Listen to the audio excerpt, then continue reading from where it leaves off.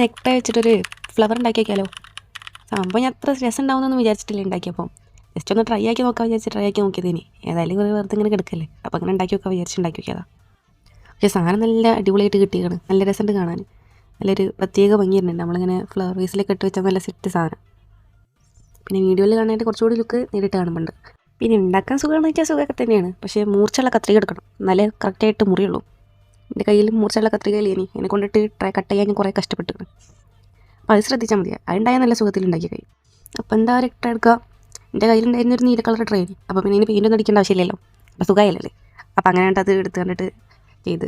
നിങ്ങളുടെ കയ്യിൽ നീല കളറിലെങ്കിൽ എന്താ ചെയ്യുക, പെയിൻ്റ് അടിക്കുക. ഇനിയിപ്പോൾ നീല കാണാൻ അതിന് പകരം വേറെ പിങ്കോ വൈറ്റോ എന്ത് വേണമെങ്കിലും അടിക്കാം, രസം ഉണ്ടാവും കാണാൻ.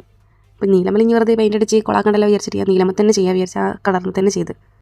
അപ്പോൾ എന്താ ട്രൈ എടുക്കുക, എന്നിട്ട് കട്ട് ചെയ്യുക. നമ്മൾ ഇതിൽ കണ്ട പോലെ ജസ്റ്റ് കട്ട് ചെയ്തെടുക്കുക, പെറ്റൽസ് പോലെ ഷേപ്പ് ആക്കിയിട്ട് കട്ട് ചെയ്തെടുക്കുക.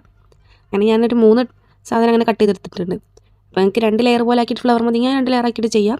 ഞാൻ പിന്നെ ഒരു കുറച്ചും കൂടി രസം ഉണ്ടായിക്കോട്ടെ വിചാരിച്ചിട്ട് 3 ലെയർ ആക്കിയാണ് ചെയ്തത്, കിടക്കട്ടെ എന്ന്. എന്നിട്ട് എന്താ ചെയ്യുക, ജസ്റ്റ് ഒന്ന് ഒട്ടിച്ചെടുക്കുന്നുണ്ട്. എന്നിട്ട് അതേപോലെ തന്നെ എന്താ ചെയ്യുക, അതിൻ്റെ സെൻറ്ററിൽ നമുക്കൊരു പൂവിൻ്റെ ഒരു ഇതാണല്ലോ, ആ സെൻറ്റർ പക്ഷേ കാലിയാക്കിയിരുന്നതിനെക്കാട്ടി രസം എന്തെങ്കിലും വെച്ചാലല്ലേ. അപ്പോൾ എന്താ ചെയ്യുക, ടിഷ്യൂ പേപ്പർ എടുക്കുക, എന്നിട്ട് ഇതിൽ കാണുന്ന പോലെ ജസ്റ്റ് ഒന്ന് കട്ട് ചെയ്ത് കൊടുക്കുക. എന്നിട്ട് അതിൻ്റെ സെൻറ്ററിൽ ഒന്ന് ഒട്ടിച്ചെടുക്കുന്നുണ്ട്, അതിൽ കാണുന്ന പോലെ ചെയ്തിട്ട്. എന്നിട്ട് എന്ത് ചെയ്യുന്നുണ്ട്, അതിന് മേലെ ജസ്റ്റ് ഒരു മഞ്ഞ കളർ പെയിൻ്റ് അങ്ങോട്ട് അടിച്ചെടുക്കാം.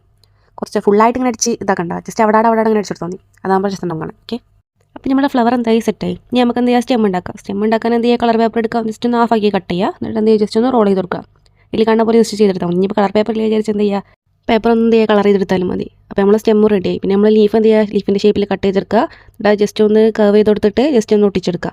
അപ്പോൾ നമ്മളെ പൂവിടെ റെഡിയായി കിട്ടും. ഓക്കെ, അപ്പോൾ സാധനം എങ്ങനെ ഉണ്ട്, ഇഷ്ടമായാൽ സബ്സ്ക്രൈബ് ചെയ്യുക, ലൈക്ക് ചെയ്യുക, കമൻറ്റ് ചെയ്യുക, കൂടെ കൂട്ടാൻ മറക്കണ്ട. അപ്പോൾ ഓക്കെ, ബൈ ബൈ ഗൈസ്.